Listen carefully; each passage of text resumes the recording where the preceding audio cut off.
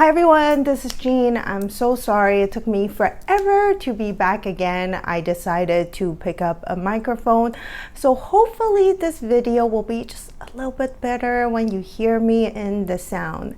So actually I stayed away for a little bit because I was also a bit confused about my life, but hey, you know, spiritual life is never easy, and there's times when people will tell me things and I do question some parts of who I am at times too.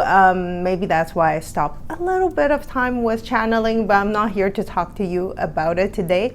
Usually most of the things I say on my channel are rather organic, of course, because I want to have that flow of being very natural whenever I speak. So today we're here to talk to you about past lives. I think past life is something so interesting and so important. So in the past I read a book called by Dr. Rae called Many Lives, Many Masters, and it was mind-blowing. I still remember I was such a kid at the time when I read it. My mind just went boom, oh my god, what is this? Of course, I read it many times, and today I want to talk to you a little bit about past lives. So I think we've all heard cases of past life in people in many time frame. So there are times people that have past lives, such as 911, or there was a boy called Cade and he had some problems. So he developed very fast since he was a kid, and starting at the age of 3 he started to speak a lot, and very often he will wake up in nightmares and he says, oh my god, he was falling from a tall building, and then he would pass away. And then his family asked him to draw what is the nightmare that he has on a constant basis.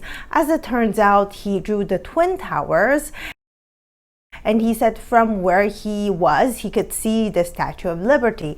And then he said he actually saw something crashing into the building, and then he fell from the building and then he witnessed his own death. He was seeing it from the eyes of an observer, but it caused him so much distress, so much panic in life. And this does happen to all of us. I think a lot of us do have certain phobias and things like that, and it is not necessarily something that comes from this lifetime, but sometimes it comes from very past lifetimes. For example, when I was a kid, I was very afraid of certain type of woods. And it is definitely something that's been brought from past life. As I grew older, that fear disappeared. Now, I also was very much afraid of polka dots, and very specific type of polka dots. So, as I grew older, that disappeared also. This is just to tell you, our effect of past life really do trigger some issues in our present life. And when the past lives are not fully healed, it could affect our present lives. So today I'm here to talk to you about some of my journeys. So in the past, I had a lot of spiritual attacks, as I told all of you, and I was constantly afraid. And it happens so often, and I'm not saying occasionally I don't get afraid, because I do. And I just wanted to say my spirit guides and my higher self, I believe, and I truly believe in the power of God, and they brought me to my past life, and then I was a little bit under shocked about a lot of things that I saw.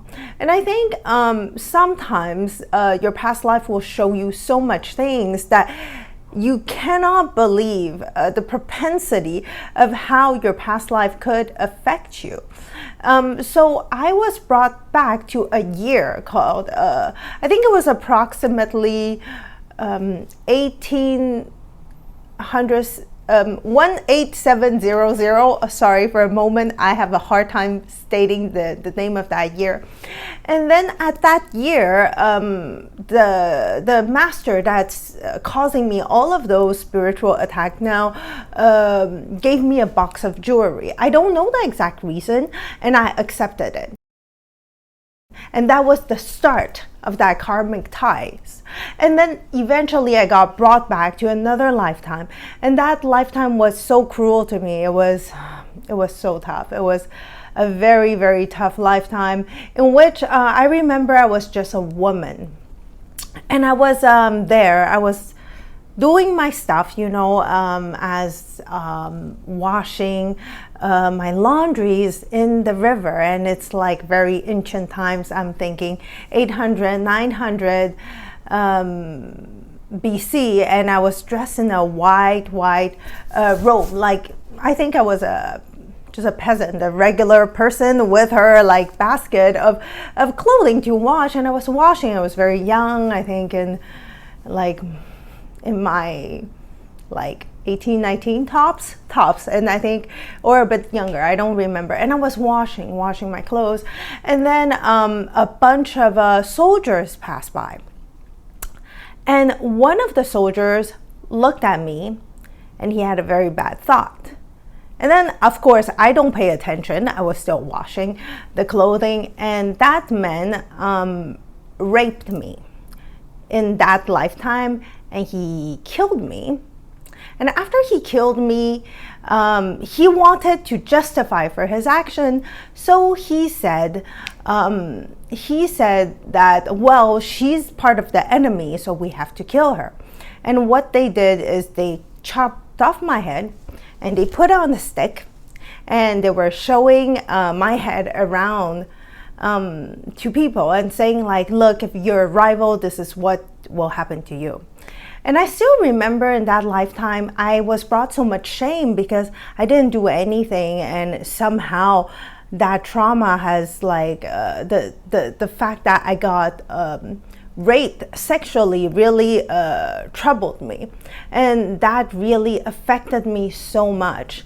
And then I saw what happened. The person that did that to me was one of the spiritual teachers in that center. And then I finally understood there's so much karmic ties that goes into this. So it's really important for you to, if you ever witness a past lifetime, how you have to resolve it. So for example, I noticed that shame of that lifetime, which was in 800 BC, 900 BCs, it got carried all the way to my present, which is why very often I feel shame for no reason. I will shame myself, and I will say all kind of like mean things like, Jean, shame on you, like you didn't do this properly, shame on you, you didn't finish the project on deadline, and things like that. And then at that moment, I finally understood. So in that state, I still remember when I was brought to that past lifetime, I was in a meditative state. I went back to that lifetime, and then I looked at the dead woman's body, which is no longer me, of course, because we are two different personalities. And I looked at her, and then I actually said, it's not your fault. I said, you did not intend for this to happen. You're innocent in this. Please do not carry that shame, that you are actually still a beautiful, kind being that just happened to be here at the wrong place, and they have no reason to shame you. You don't have to carry that shame, and the emotions of guilt that occur sometimes, just allow it to go. And when I said that, and I offered so much love, of course, it's a past personality of me, and I saw the feel, I saw on that dead cadaver the feeling of peace, and then I saw it become pieces of a light and going into the sky. So this is what I'm trying to say. If you are going to a past lifetime, it is important for you to heal it. If you meditate, or if you were brought back to a past lifetime, just attempt to say, oh, I'm so sorry, like this lifetime, this happened, and you can heal it. You can actually find out the link and heal that bond. And this is what I wanted to share with you today. I hope it will bring you some insight when it comes to past lifetime. Whenever you witness this, don't be afraid. and just try to resolve the issue at hand. And when you're having a hard time to say, I don't know how to heal my past life, ask your higher self, ask God to guide you. They will give you this intuition on which direction to go, and somehow it will flow very well for you. So this is all I want to share with you today. I hope the mic works, and have a lovely weekend. Bye-bye now.